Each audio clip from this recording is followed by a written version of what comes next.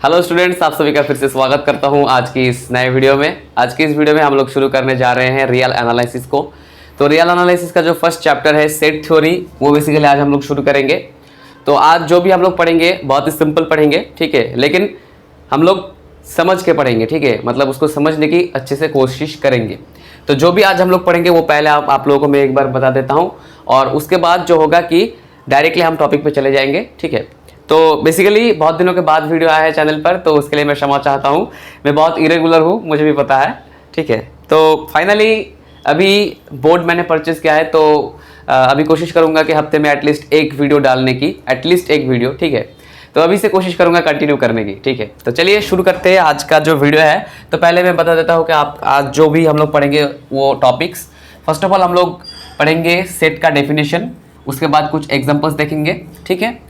Then हम लोग पढ़ेंगे सबसेट्स के बारे में कि डेफिनेशन ऑफ सबसेट्स। पहले तो हम लोग सबसेट का डेफिनेशन जानेंगे, उसके बाद वहाँ पे सबसेट का दोनों कैटेगरी है, प्रॉपर एंड इम्प्रॉपर, वो भी हम लोग पढ़ेंगे, ठीक है। एंड लास्टली हम लोग पढ़ेंगे यहाँ पे कुछ डेफिनेशंस इक्वल सेट्स का, ठीक है, मतलब दो सेट अगर हमारे पास गिवन है तो उन दोनों को कब हम लोग इक्वल कहेंगे।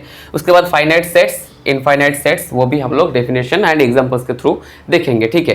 तो आज का जो टॉपिक्स है, ये टॉपिक्स बहुत ही सिंपल है। मुझे तो लगता है कि शायद आप लोगों को पता है, रियल एनालिसिस आप लोग पढ़ने आ रहे हैं, तो इससे पहले भी आप लोगों ने सेट का डेफिनेशन पढ़ा है, एग्जाम्पल देखा है, ठीक है, और ये इनमें से सबसेट वगैरह ये आपने पढ़ रखा है। लेकिन फिर भी अगर कोई भी आपका जो है कंसेप्ट में अगर कोई कमी रहती है तो मैं आशा करता हूँ कि आपको ये वीडियो हेल्प करेगा, ठीक है। तो चलिए शुरू करते हैं आज का जो भी डिस्कशन है वो, ठीक है। फर्स्ट ऑफ ऑल हम लोग सेट का डेफिनेशन जानेंगे कि what is the definition of set basically, ठीक है।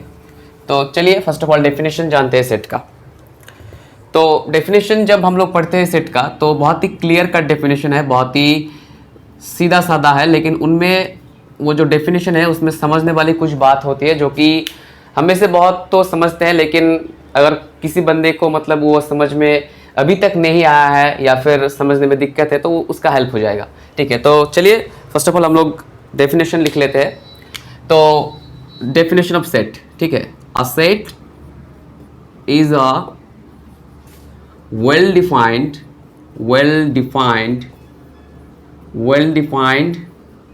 collection of distinct objects. तो बेसिकली ये सेट का डेफिनेशन है, बहुत ही सिंपल है कि a set is a well defined collection of distinct objects. तो यहाँ पे बहुत ही सिंपल सा सेंटेंस है, लेकिन यहाँ पे दो चीज हम लोग को अच्छे से समझना है। ये तो पहले जो है कि वेल डिफाइंड वाला हिस्सा, मतलब वेल डिफाइंड कलेक्शन मतलब किस तरीके का कलेक्शन, वो हम लोग को पहले समझना है। उसके बाद ये डिस्टिंक्ट वाला हिस्सा, ठीक है। ये दोनों सबसे वाइटल पार्ट है इस डेफिनेशन का, ठीक है। तो फर्स्ट ऑफ ऑल जो है कि वेल डिफाइंड हम लोग समझेंगे, तो उसके लिए मैं एग्जाम्पल पहले लेता हूँ। मान लीजिए कि हमारे पास एक क्लासरूम है, ठीक है, और इसके अंदर कुछ स्टूडेंट्स हैं, ठीक है। आपको ये कहा जा रहा है कि इन स्टूडेंट्स में से जो लंबा स्टूडेंट्स है उनका एक सेट बनाओ, ठीक है। तो यहाँ पे हम लोगों को देखना है कि ये जो लंबा स्टूडेंट्स का सेट, मतलब लंबा स्टूडेंट्स का कलेक्शन, लंबा स्टूडेंट्स का कलेक्शन को लेके एक सेट बनाओ। तो लंबा स्टूडेंट्स का जो कलेक्शन है वो वेल डिफाइंड है या नहीं है, ये हम लोग देखेंगे। मतलब उससे ही हम लोग यहाँ पे समझेंगे कि वेल डिफाइंड बेसिकली क्या होता है, ठीक है। तो यहाँ पे जो स्टूडेंट्स हैं उनमें से मैं कुछ यहाँ पे उनका जो हाइट है वो मैं यहाँ पे आप लोगों को दिखाता हूँ। मान लीजिए ये एक स्टूडेंट है, इसका हाइट इतना है, ये और एक स्टूडेंट है, इसका हाइट इससे छोटा है, यहाँ पे और एक स्टूडेंट है, यहाँ पे और है, ठीक है, और ये मान लीजिए कि ये सबसे छोटा है, ठीक है। इतना छोटा तो नहीं होता बेसिकली, लेकिन हम लोग को बस समझना है, तो उससे क्या दिक्कत है। तो यहाँ पे 5 स्टूडेंट्स का हाइट मैंने यहाँ पे आप लोगों को दिखाया है। तो अभी अगर मैं इनको एक कलेक्शन के अंदर अगर रखने की कोशिश करूं कि जो लंबा स्टूडेंट्स है उनका एक सेट, तो इनमें से हम लोग किन किन स्टूडेंट्स को रखें उस पर। यहाँ पे मान लीजिए कि ये सेट है, तो ये जो पहला जो स्टूडेंट है, ये बेसिकली ये दूसरा और ये लास्ट, इन दोनों स्टूडेंट्स के रिस्पेक्ट में ये लंबा है, ठीक है। लेकिन ये जो दोनं स्टूडेंट है, इन दोनों के रिस्पेक्ट में ये लंबा नहीं है। तो बेसिकली अगर हम लोग यहाँ पे लंबा स्टूडेंट्स का अगर एक कलेक्शन बनाने जाए, मतलब एक सेट बनाने जाए, तो क्या हो रहा है कि ये पहला स्टूडेंट लंबा हो रहा है एंड नहीं भी हो रहा है, ठीक है। मतलब हम खुद दिक्कत में चले जाएंगे कि सेट के अंदर रखे या फिर ना रखे। मतलब जो कलेक्शन हमारा है ये कुछ ठीक ठाक नहीं है, मतलब वेल डिफाइंड नहीं है। हम लोगों को क्लियरली पता नहीं चल रहा है कि ये जो पहला जो स्टूडेंट है उनको हम लोग सेट के अंदर रखें या ना रखें। मतलब क्लियरली हम लोग को पता नहीं चल रहा है। मतलब वो जो कलेक्शन है वो वेल डिफाइंड नहीं है कि हम लोग किन किन स्टूडेंट्स को उस सेट के अंदर रखें, ये हम क्लियर नहीं हो पा रहे हैं। तो यहाँ पे अगर हम लोग बोले कि लंबा स्टूडेंट्स का सेट बनाओ तो यहाँ पे दिक्कत आ रहा है। मतलब हम लोग को वहाँ पे थोड़ा सा तकलीफ आ रहा है कि हम सेट के अंदर ये जो पहला स्टूडेंट है इसको डालें या फिर ना डालें। तो अगर हम लोग यहाँ पे बोले कि लंबा स्टूडेंट्स का कलेक्शन को लेके एक सेट बनाओ तो बेसिकली वो वेल डिफाइंड कलेक्शन नहीं होता। अगर वेल डिफाइंड नहीं होगा तो यहाँ पे हमारा सेट नहीं बन सकता, ठीक है। सेट बनने के लिए वेल डिफाइंड कलेक्शन होना जरूरी है। ओके, तो यहाँ पे अगर हम लोग बात को, मतलब जो हमने कहा कि लंबा स्टूडेंट्स का सेट, वो अगर हम लोग चेंज करें थोड़ा सा, यहाँ पे अगर हम लोग बोले कि 4 फीट से ज्यादा जो स्टूडेंट्स है उनका एक सेट बनाओ, ठीक है, उनका एक सेट बनाओ। तो मान लीजिए कि ये जो हाइट है, ये 4 फीट है। तो ये वाला स्टूडेंट, पहला स्टूडेंट क्या है, 4 फीट से ज्यादा है, ये वाला भी 4 फीट से ज्यादा है, ये वाला भी 4 फीट से ज्यादा है, ठीक है। मेरा हिंदी थोड़ा सा टूटा फूटा सा है तो वो आप लोग थोड़ा सा माफ कर देना। लेकिन ये लास्ट वाला 4 फीट से छोटा है। तो ये स्टूडेंट और ये स्टूडेंट, ये दोनों स्टूडेंट 4 फीट या फिर उससे छोटा है। लेकिन ये जो पहला, तीसरा और चौथा, ये तीनों स्टूडेंट्स क्या है, 4 फीट से ज्यादा है। तो अगर हम लोग को यहाँ पे एक सेट बनाना अगर पड़े तो बेसिकली क्या है कि हम लोग को क्लियरली पता चल रहा है कि ये जो कलेक्शन है वो किन किन स्टूडेंट्स का कलेक्शन होगा। मतलब पहला स्टूडेंट होगा, ठीक है, मतलब यहाँ पे तो नंबर नहीं है बेसिकली। तो ये जो पहला स्टूडेंट होगा उनको डालेंगे, फिर तीसरा को डालेंगे, फिर जो चौथा है उसको डालेंगे। तो बेसिकली यहाँ पे हमारा एक कलेक्शन बन रहा है और वो वेल डिफाइंड है, क्योंकि हम लोग को क्लियरली पता चल रहा है कि इस सेट के अंदर हम लोग किन किन स्टूडेंट्स को रख सकते हैं क्लियरली, ठीक है। तो जब हमारे पास ये जो 4 फीट से ज्यादा जो स्टूडेंट्स है उनका अगर कलेक्शन हम लेंगे तो वो कलेक्शन वेल डिफाइंड होता है, क्योंकि हम लोग को क्लियरली पता चल रहा है कि 4 फीट से ज्यादा स्टूडेंट्स कौन कौन है। तब हम लोग उनको एक कलेक्शन में ले लेंगे और वो कलेक्शन क्या हो जाएगा, वेल डिफाइंड हो जाएगा। मतलब ये एक सेट बन जाएगा, ठीक है। तो वेल डिफाइंड वाला हिस्सा मुझे पता लगता है कि आप लोगों ने समझ लिया है कि बेसिकली जिन प्रॉपर्टीज के रिस्पेक्ट में या फिर प्रॉपर्टी के रिस्पेक्ट में आप सेट बना रहे हो, ठीक है, तो क्या है कि वो जो आप प्रॉपर्टी गिवन कर रहे हो वो वेल डिफाइंड होना चाहिए। ऐसा नहीं है कि आप कुछ उल्टा सीधा दे दिया और उसके रिस्पेक्ट में आप एक कलेक्शन बना सकते हो, ठीक है। सेट के लिए आपको वेल डिफाइंड कलेक्शन होना जरूरी है। तो बेसिकली ये बहुत ही मैंडेटरी पार्ट है। तो ये तो वेल डिफाइंड वाला हिस्सा तो हो गया। अभी हम लोग डिस्टिंक्ट को समझेंगे। देखिए, जब हम लोग एक वेल डिफाइंड कलेक्शन हम लोगों ने ले लिया है, ठीक है, तो यहाँ पे कलेक्शन वेल डिफाइंड है, मतलब सेट हो सकता है, लेकिन यहाँ पे डिस्टिंक्ट ऑब्जेक्ट्स, ठीक है, डिस्टिंक्ट मतलब पृथक पृथक होना चाहिए। मतलब अगर आपके सेट के अंदर एक है तो एक रिपीट नहीं होगा, ठीक है, रिपीट नहीं हो सकता। एक अगर सेट के अंदर है 2 बार आ रहा है तो एक को आप एक बार ही लिखोगे, ठीक है। सेट के अंदर अगर एक एलिमेंट ए है तो ए रिपीट नहीं होगा, ठीक है, ए एक बार ही होगा। सेट के अंदर कोई भी एलिमेंट रिपीट नहीं होता, ठीक है। इसलिए यहाँ पे डिस्टिंक्ट वाला जो है कि वो लिखा गया है। तो मैं आशा करता हूँ वेल डिफाइंड और डिस्टिंक्ट ये दोनों आप लोगों को समझ में आ गया है। चलिए डेफिनेशन को फिर से और एक बार अच्छे से पढ़ते हैं, ठीक है। ये सारा कुछ हम मिटा देते हैं, ठीक है। तो बेसिकली एक सेट क्या होता है, एक सेट होता है, a set is a well defined collection of distinct objects. Okay, collection well defined होना चाहिए और ऑब्जेक्ट्स मतलब जो सेट के अंदर जो ऑब्जेक्ट्स रहेंगे, आप इनको पॉइंट्स या फिर एलिमेंट्स भी कह सकते हो, वो डिस्टिंक्ट होंगे, रिपीट नहीं होगा कोई भी एलिमेंट, ठीक है। तो ये हो गया हमारा सेट का डेफिनेशन। मुझे लगता है कि आप लोगों ने अच्छे से समझ लिया है। अभी चलिए एग्जाम्पल की तरफ थोड़ा सा आगे बढ़ते हैं, एग्जाम्पल देखेंगे थोड़ा सा। ओके, तो एग्जाम्पल हम लोग यहाँ पे चलिए बहुत ही सिंपल एग्जाम्पल लेते हैं। अगर आपको कोई पूछ रहा है, मतलब आपको एक कलेक्शन बनाने के लिए बोल रहा है कि भैया तुम्हारा जो मैथमेटिक्स के बुक्स है उनको लेकर एक कलेक्शन बनाओ, ठीक है, तो आप क्या क्या करोगे, ठीक है। आपने कलेक्शन बना लिया, ठीक है, उनमें आप रियल डालोगे, रियल एनालिसिस को डालोगे, फिर आप यहाँ पे एब्स्ट्रैक्ट अलजेब्रा को डालोगे, ठीक है, आप लीनियर को डालोगे, ऐसे और भी जितने भी आपको मैथमेटिक्स के बुक्स है वो आप डाल दोगे। तो यहाँ पे ये कलेक्शन सेट होगा या नहीं होगा, होगा, क्योंकि आपने स्पेसिफिक जो आप लोगों ने आपने बोला है कि वेल डिफाइंड जो मतलब सॉरी आपने जो कलेक्शन बोला है वो क्या है, वेल डिफाइंड है। मतलब वेल डिफाइंड मींस यहाँ पे क्या है, जो प्रॉपर्टी आपने गिवन करी है वो बहुत ही क्लियर कट है कि मैथमेटिक्स के जो बुक्स है उनका एक कलेक्शन बनाओ। तो आपके जो मैथमेटिक्स के बुक्स है वो तो आपको क्लियरली पता चल रहा है कि कौन कौन से हैं, उनको आप कलेक्शन में डाल दोगे। तो बेसिकली ये वेल डिफाइंड कलेक्शन हो रहा है, आपको पता चल रहा है क्लियरली। और एक बात की डिस्टिंक्ट होंगे एलिमेंट्स, रियल एनालिसिस 2 बार रिपीट नहीं है, एब्स्ट्रैक्ट अलजेब्रा 2 बार रिपीट नहीं है, मतलब 2 बार नहीं है, ठीक है, एक बार ही होगा ज़्यादा से ज़्यादा, कोई एलिमेंट दोबारा नहीं आएगा, रिपीट नहीं होगा, ठीक है। तो रियल एक बार है, एब्स्ट्रैक्ट एक बार है, लीनियर एक बार है, आप जितने भी बुक्स लिखोगे वो सारे एक बार लिखोगे, ठीक है। 2 बार अगर आप लिखोगे तो वहाँ पे आप लोगों को एक को कैंसिल करना पड़ेगा सेट के लिए।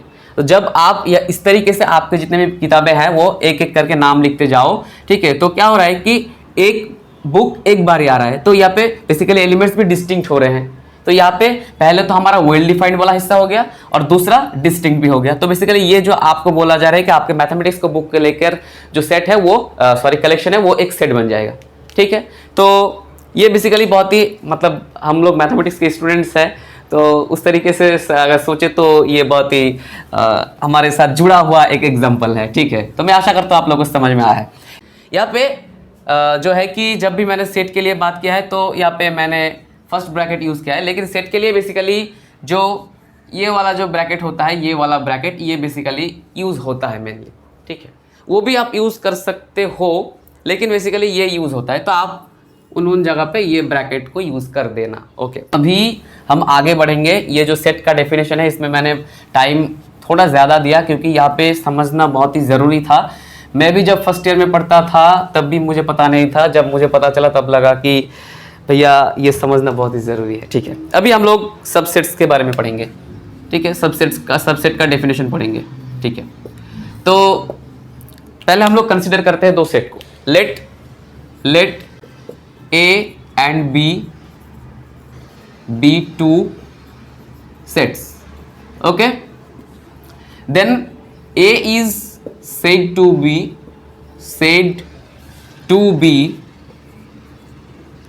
a subset of B if X belongs to A implies X belongs to B, okay। 2 set हम लोगों ने यहाँ पे कंसिडर किया है, ए सेट एंड बी सेट, ठीक है।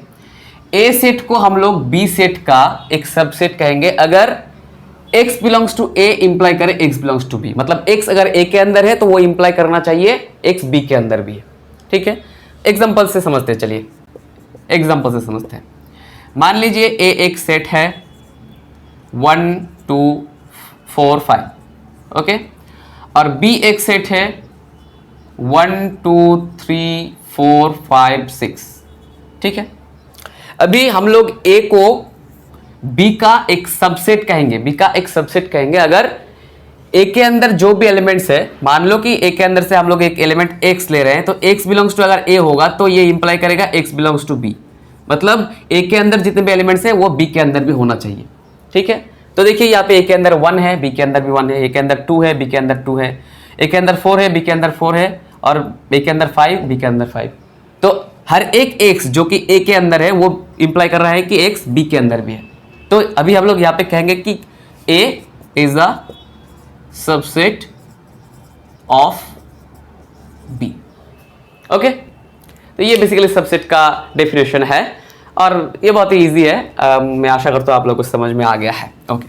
तो ये गया हमारा सबसेट। तो चलिए अभी इक्वल सेट्स के बारे में पढ़ते हैं, ठीक है। इक्वल सेट्स बेसिकली बहुत ही इजी है, इक्वल सेट्स।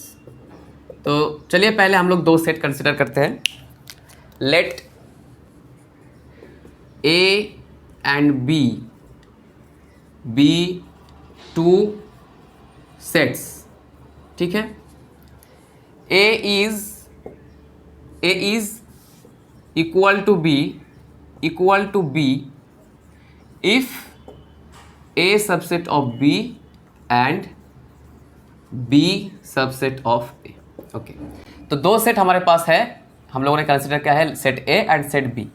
तो A सेट को हम लोग B सेट का इक्वल कहेंगे, मतलब A is said to B A is equal to B, A is equal to B हम लोग कहेंगे अगर A B का सबसेट होता है एंड B भी A का सबसेट होता है।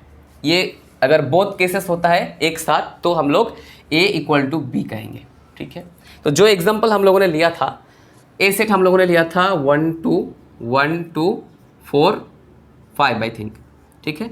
और B हम लोगों ने लिया था 1 2 3 4 5 6, तो यहाँ पे a इक्वल टू बी होगा। चलिए देखते हैं।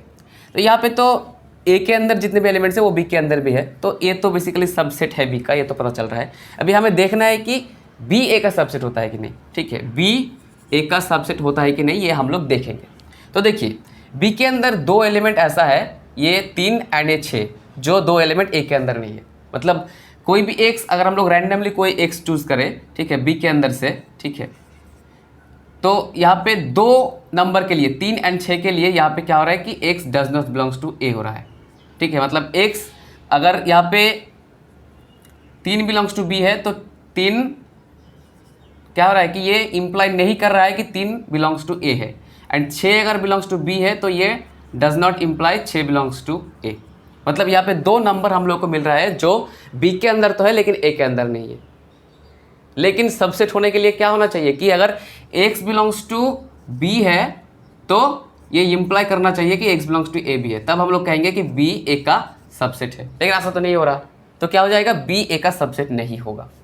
a b का सबसेट हो रहा है लेकिन b a का नहीं हो रहा, मतलब यहाँ पे a इक्वल टू b नहीं होगा। ठीक है, तो a इक्वल टू b अगर हमें करना है तो हम लोग को क्या करना पड़ेगा, a इक्वल टू b अगर हम लोग करना चाह रहे हैं यहाँ पे तो क्या करना होगा। देखिए हम लोग क्या करेंगे कि यहाँ पे b के अंदर से दो एलिमेंट हम लोग यहाँ पे हटा देंगे, ये तीन जो एलिमेंट है इसको और 6। तो यहाँ पे क्या हो रहा है कि a के अंदर जितने भी एलिमेंट्स है for all x belongs to a, ठीक है, ये इंप्लाई कर रहा है कि x बिलोंग्स टू b है, क्योंकि जितने भी एलिमेंट्स है a के अंदर वो b के अंदर भी है, तो यहाँ पे a सबसेट ऑफ b हो रहा है। और b के अंदर जितने भी एलिमेंट्स है x belongs to b, for all x belongs to b implies x belongs to a। ठीक है, तो b के अंदर जितने भी एलिमेंट्स है वो a के अंदर भी है, क्योंकि दोनों ही सेट में सेम एलिमेंट्स है 1 2 4 5 1 2 4 5। तो यहाँ पे a b का सबसेट हो रहा है और b भी a का सबसेट हो रहा है, तो क्या हो जाएगा, दोनों केस एक साथ होल्ड कर रहा है, तो हमारा क्या हो जाएगा, a इक्वल टू b हो जाएगा। ठीक है, a इक्वल टू हमारा b हो जाएगा। तो ये गया हमारा इक्वल सेट्स का डेफिनेशन। अभी लास्टली हम लोग पढ़ेंगे कि फाइनाइट एंड इनफाइनाइट सेट्स का जो डेफिनेशन है, जो कंसेप्ट है वो। ठीक है, तो डेफिनेशन बेसिकली फाइनाइट इनफाइनाइट के लिए मैं आप लोगों को एग्जांपल के तौर पे अगर समझा दूँ तो वो आप समझ जाओगे। ठीक है, तो चलिए यहाँ पे लिख लेते हैं कि finite and infinite sets. Okay, sets. देखिए मान लीजिए आपके पास एक सेट है, ठीक है, इस सेट के अंदर अगर या तो कोई भी एलिमेंट नहीं होगा, एम्प्टी सेट होगा, या फिर फाइनाइट नंबर ऑफ एलिमेंट्स होगा, फाइनाइट नंबर ऑफ एलिमेंट्स, तब हम लोग इस सेट को कहेंगे फाइनाइट सेट, फाइनाइट सेट। ठीक है, अदरवाइज हम लोग उस सेट को कहेंगे इनफाइनाइट सेट, इनफाइनाइट सेट। ठीक है, तो जब सेट के अंदर या तो कोई भी एलिमेंट नहीं है या फिर फाइनाइट नंबर ऑफ एलिमेंट्स है, तब हम लोग उस सेट को कहेंगे फाइनाइट सेट। और जब ये केस होल्ड नहीं कर रहा, मतलब ये केस नहीं हो रहा है कि या तो एम्प्टी सेट है या फिर फाइनाइट नंबर ऑफ एलिमेंट्स है उस सेट के अंदर, वो नहीं हो रहा है, तब हम लोग क्या कहेंगे कि वो इनफाइनाइट सेट है। तो बेसिकली यहाँ पे जो बोला जा रहा है कि सेट के अंदर अगर फाइनाइट नंबर ऑफ एलिमेंट्स है या फिर सेट एम्प्टी है तो हम लोग उस सेट को फाइनाइट सेट कहेंगे, अदरवाइज हम लोग उसको इनफाइनाइट कहेंगे। ठीक है, इनफाइनाइट नंबर ऑफ एलिमेंट्स अगर किसी सेट में हो गया तो हम लोग उस सेट को इनफाइनाइट सेट कहेंगे, इनफाइनाइट सेट कहेंगे। एग्जाम्पल पे तो अगर तौर पे अगर समझे तो रियल नंबर्स का जो सेट है उसके अंदर क्या होता है कि इनफाइनाइट नंबर ऑफ एलिमेंट्स होता है, तो वो सेट क्या हो जाएगा, इनफाइनाइट सेट हो जाएगा, इनफाइनाइट। ठीक है, इनफाइनाइट। लेकिन अगर हम लोग कोई स्पेसिफिक सेट ले कि a इक्वल टू 1 2 3 4 एक सेट है, तो इसके अंदर फाइनाइट नंबर ऑफ एलिमेंट्स है, 4 एलिमेंट्स है, 4 एलिमेंट्स। ठीक है, तो यहाँ पे फाइनाइट नंबर ऑफ एलिमेंट्स इस सेट के अंदर है, तो ये सेट क्या हो जाएगा, फाइनाइट हो जाएगा, फाइनाइट हो जाएगा। ओके, तो यहाँ पे एक चीज़ मैं छोड़ गया कि किसी भी सेट को हम लोग कब एम्प्टी सेट कहेंगे, नल सेट। देखिए जब किसी सेट के अंदर कोई भी एलिमेंट नहीं है, कोई भी एलिमेंट उस सेट के अंदर नहीं है, तब उस सेट को हम लोग नल सेट कहेंगे या फिर एम्प्टी सेट कहेंगे।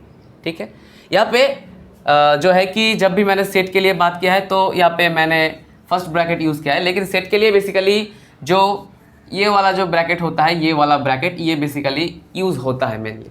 ठीक है, वो भी आप यूज़ कर सकते हो, लेकिन बेसिकली ये यूज़ होता है, तो आप उन जगह पे ये ब्रैकेट को यूज़ कर देना। ओके, तो वो मतलब मैं समझा रहा था तो वो वैसे ही मतलब वो फर्स्ट वाला जो ब्रैकेट होता है वो दे दिया। ओके, तो ये हो गया हमारा आज का जो डिस्कशन है वो पूरा ख़त्म हो गया। मैं आशा करता हूँ आप लोग को समझ में आया है। अगर वीडियो समझ में आया है तो एक लाइक कर देना और कमेंट में ज़रूर बता के जाना कि कैसा लगा है आपको, क्योंकि आपके जो वर्ड्स है, आपके जो कमेंट्स है वो इंस्पायर करता है हमें कि भैया काम करते रहना है, ठीक है। और अगर आपको समझ में नहीं आए फिर भी कमेंट में बताओ कि मुझे समझ में नहीं आया, या फिर कौन सा जगह ऐसा है, मतलब आपको किस किस जगह पे समझ में नहीं है वो आप ज़रूर बताना, ठीक है।